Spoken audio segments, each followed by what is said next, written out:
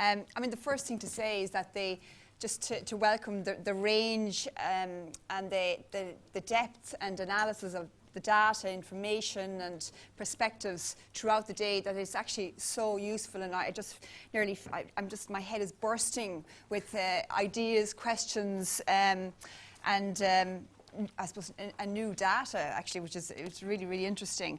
But the overriding conclusion for me at the end of this day is that the race to the bottom is accelerating.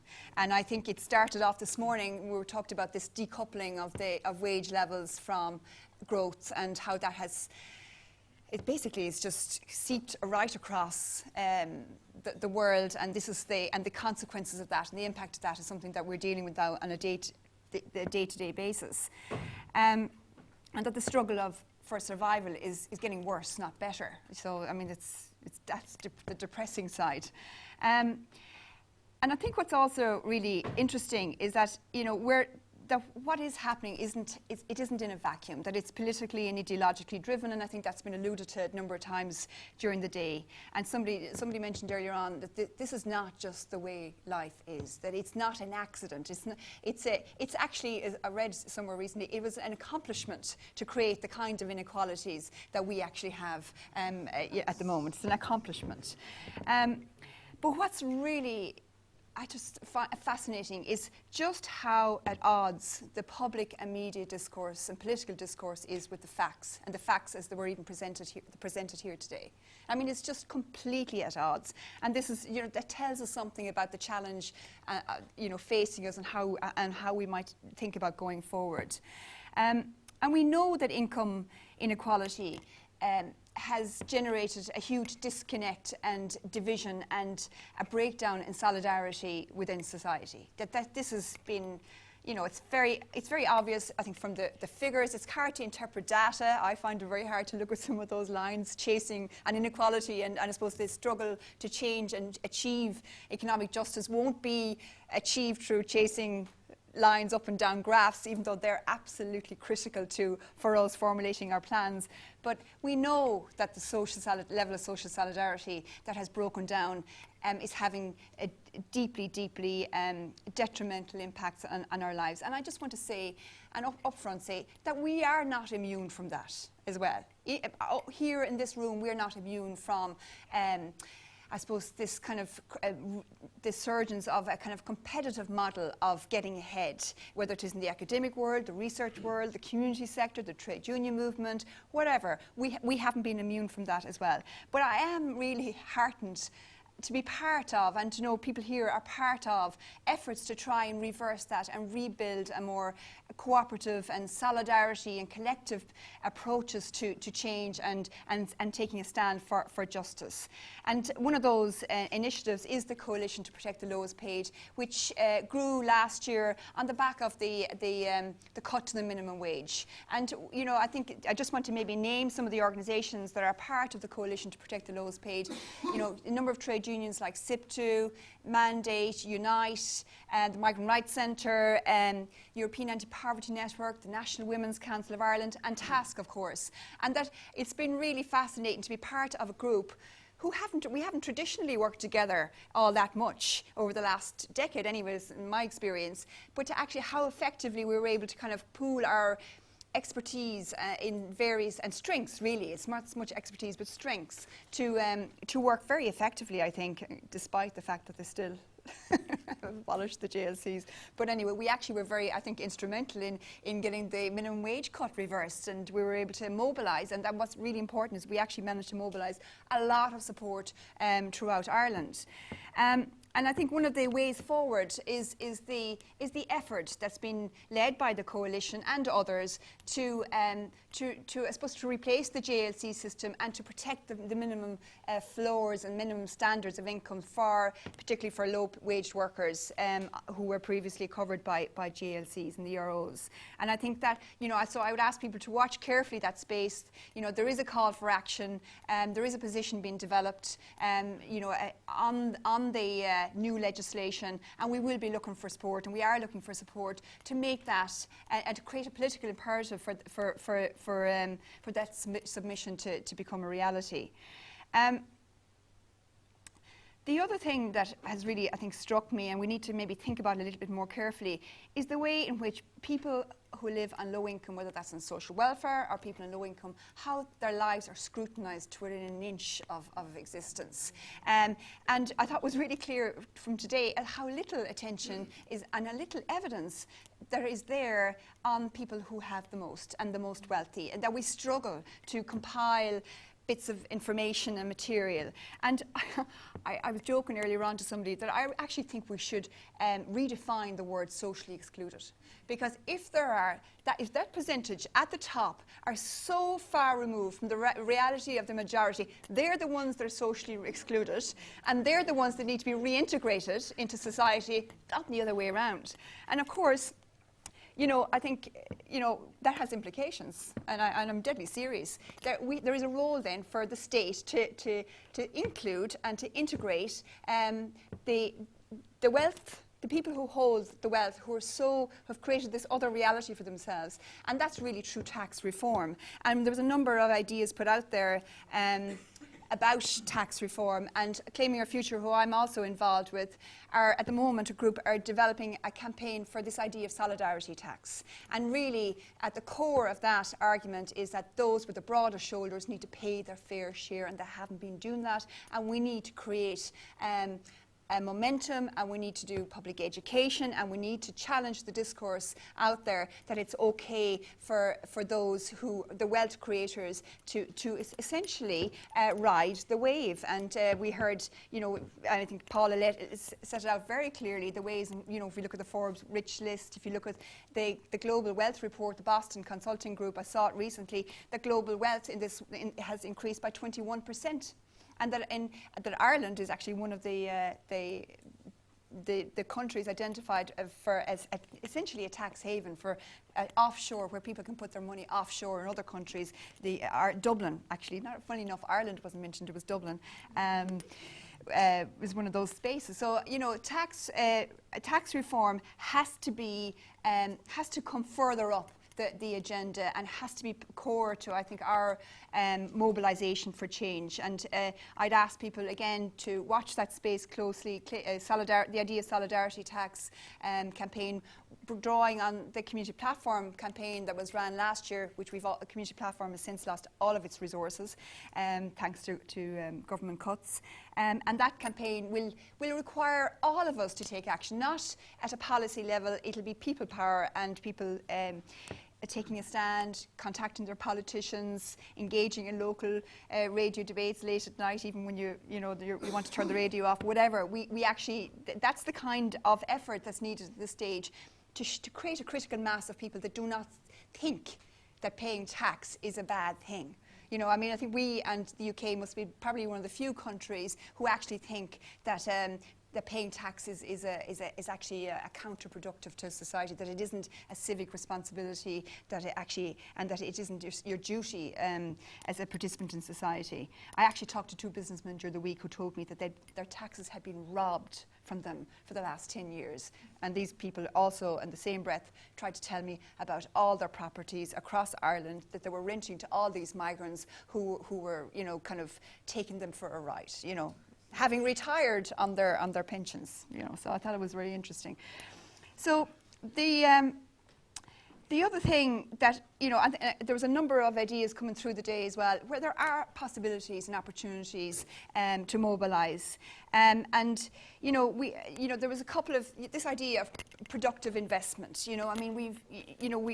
Somebody mentioned earlier on that there's no point in talking about raising taxes to generate revenue to go into the black hole. That the approach of generating revenue to target it on productive investment that will generate a long-term return is something that is doable, even within the parameters of the EU-IMF deal. It is doable. It is ultimately a political choice. And childcare was the one that really jumped out at me. It's been mentioned, it's come up in a few odd ways, but if we consistently undermine the childcare infrastructure and the people doing childcare, we are you know, we are basically handicapping our own future, you know, that we are tying our hands behind our back, and that we need to see, and if childcare and the lack of childcare and the expense of childcare is an impediment for having a decent income, and you know, if people spend so much on childcare, but also for engaging and progressing within the labour market, then it has to be imperative.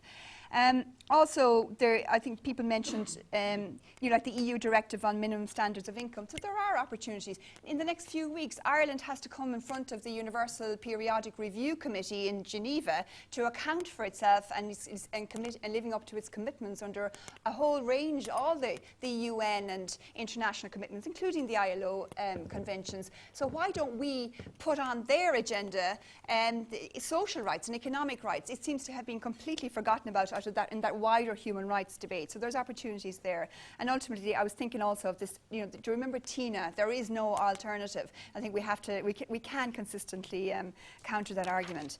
But irrespective of campaigns, no matter how fantastic they are, our policy goals, we won't be successful if those who are affected by the issues are not centre stage and absolutely involved in identifying the solutions to get us out of this mess. And that will have consequences on how we do our work. It has consequences of how we do research, how academia connects with, you know, the grassroots, and also how we organise our campaigns and who, like, you know, who gets to speak, for example.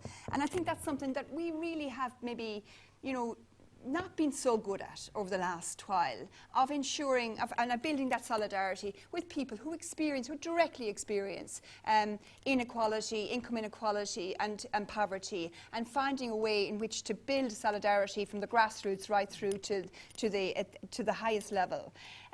Because if we don't do that, a lot of what we're talking about becomes abstract. It becomes just numbers on graphs on a page. You know, we have to make real. And I think if we want to change the discourse, and if we want to capture and bring minds and hearts with us, we've got to tell the stories. People have to have a voice.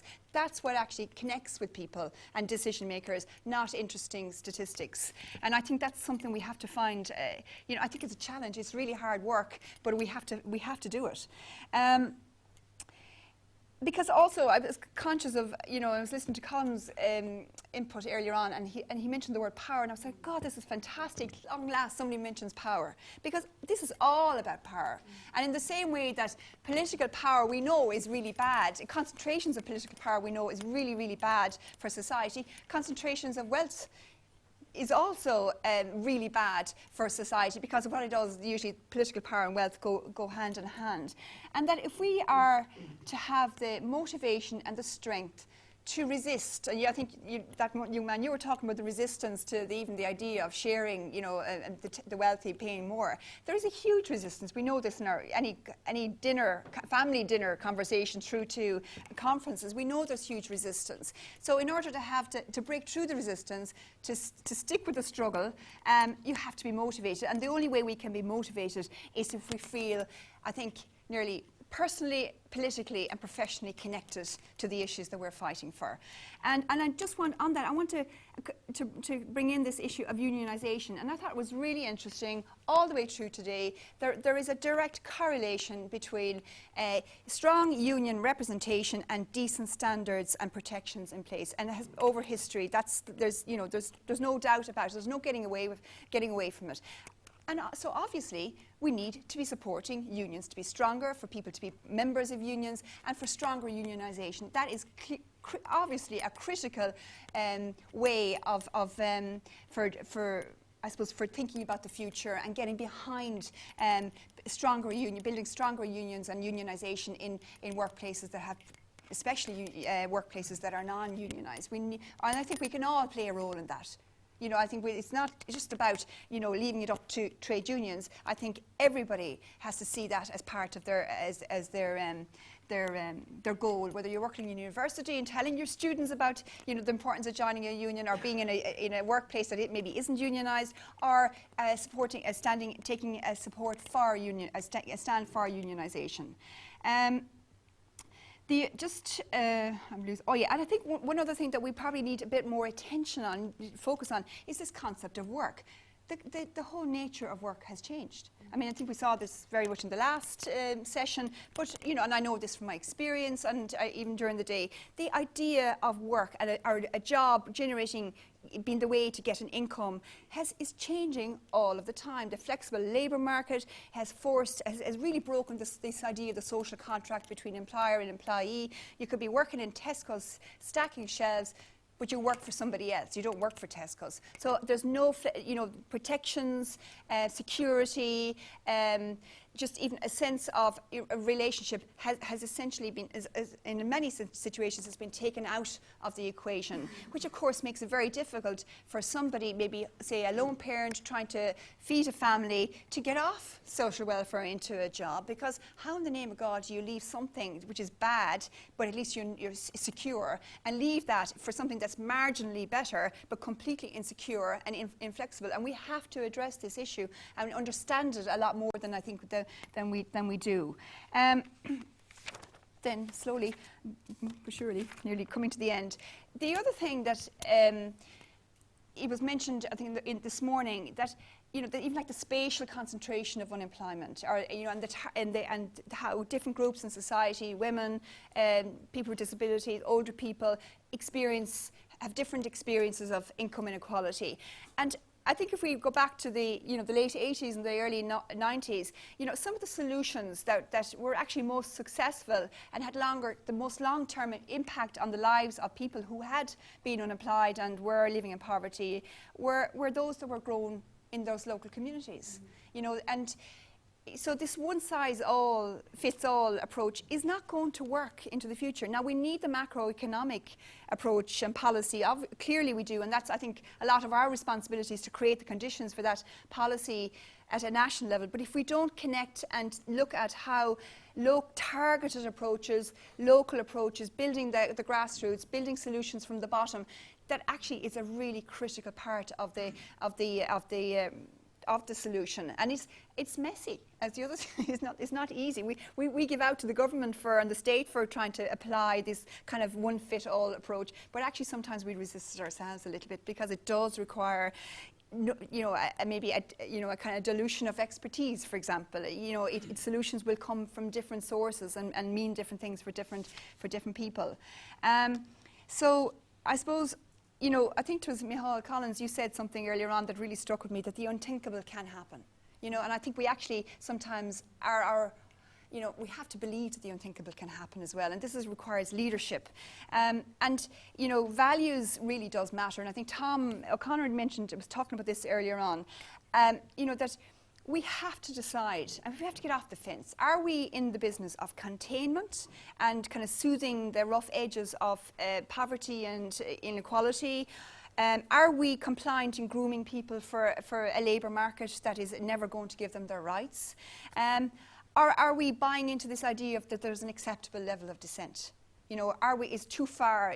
We're trying to figure out, constantly trying to find our level of what's too far and what's acceptable, and who decides that. And I think that's a really difficult one, and I struggle with it all the time. But this is where leadership comes in, and this is where a bit of risk taking comes in to counter the dominant discourse and the common sense that's put out there in the form of Adrian Cummins of the Restaurant Association of Ireland, or whoever, the IBEX of the world.